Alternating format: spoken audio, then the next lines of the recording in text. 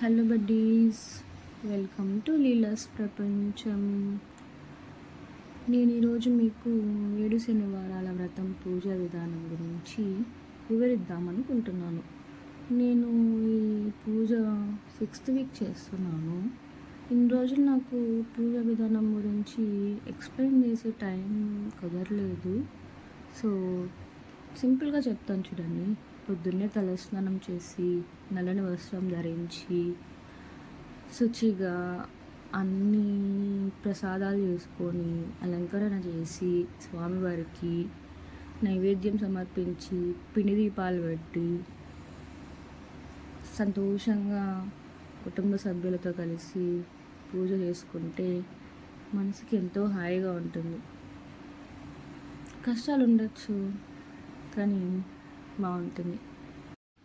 పూజ చేసేటప్పుడు కొన్ని నియమాలు పాటిస్తే బాగుంటుంది.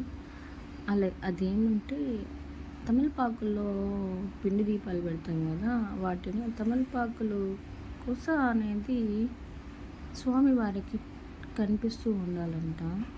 మొదట్లో నాకు తెలియక తప్పు చేశాను. సో గైస్, మీరు ఎవరైనా అలా స్టార్ట్ చేయాలనుకుంటే మీరు కొంచెం చూసుకోండి. తమలపాకులు అలా పెట్టి పూజ చేయాలి. తాంబూలం పెట్టాలి. పిండి దీపాలకి తిరునామం ధరించాలి.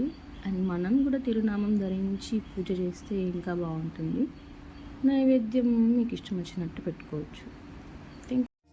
అచ్యుతం కేశవం కృష్ణదా